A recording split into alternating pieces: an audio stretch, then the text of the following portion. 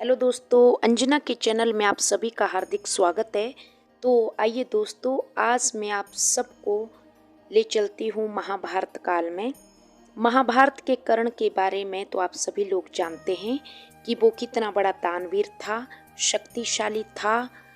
दोस्तों, कर्ण जब शिक्षा ग्रहण करने गुरु द्रोणाचार्य के पास गए तो उन्होंने ये कहकर ठुकरा दिया कि तुम सूत पुत्र हो। उस समय द्वापर युग में जातिवाद को ज्यादा माना जाता था, लेकिन कर्ण ने हार नहीं मानी और परशुराम जी के पास गए। तो परशुराम जी ने भी कहा कि मैं केवल ब्राह्मणों को ही शिक्षा देता हूँ। तो कर्ण ने कहा कि ऋषिवर में ब्राह्मण ही हूँ, अब मरता क्या न करता। अब परशुराम जी उनको शिक्षा देने लगे।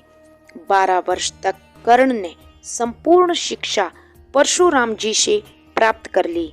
फिर एक दिन परशुराम और कर्ण भरी धूप में एक पेड़ के नीचे बैठे थे। तो परशुराम ने कहा कि हे पुत्र, मेरा मन सोने को कर रहा है।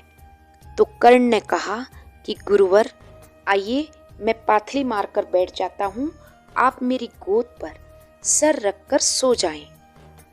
तो गुरुवर ने कहा कि पुत्र, मैंने संपूर्ण ज्ञान तुम्हें समर्पित कर दिया है और अब तुम्हें घर चले जाना चाहिए। इस पर कर्ण ने कहा कि गुरुवर, अभी मुझे आपको गुरु दक्षिणा भी देनी है, उसके बाद ही मैं घर जाऊंगा। तो गुरुवर ने कहा कि पुत्र, मैं सोना चाहता हूँ। कर्ण पाथली मारकर बैठ गया और गुरुवर उसकी गोदी में सर रख के सो गए। कर्ण धीरे धीरे गुरु का सर सहलाने लगे और गुरुवर को नींद आ गई। अचानक से एक बहुत बड़ा कीड़ा, भयंकर कीड़ा आता है और कर्ण को काटने लगा, लेकिन कर्ण दर्द को सहन करते रहे और चुपचाप बैठे रहे।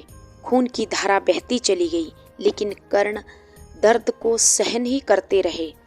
कीड़ा मांस को अंदर तक काटता रह गया, लेकिन कर्ण ने उफ तक नहीं की, क्योंकि वे जानते थे कि अगर मैं चिल्लाया या मैं हिला तो गुरुवर की नींद टूट जाएगी। आप जान सकते हैं दोस्तों कि कर्ण कितने बड़े गुरु भक्त थे। जैसे ही गुरुवर को खून निकलने का आभास हुआ तो उनकी आंख खुल गई। गुरुवर ने कर्ण से अचंभे से कहा कि तुमने अपनी रक्षा क्यों नहीं की पुत्र। इस पर कर्ण ने उत्तर दिया कि कैसे करता गुरुवर, आपकी निद्रा में विघ्न पड़ जाता, इसलिए मैं इस दर्द को सहन ही करता रहा।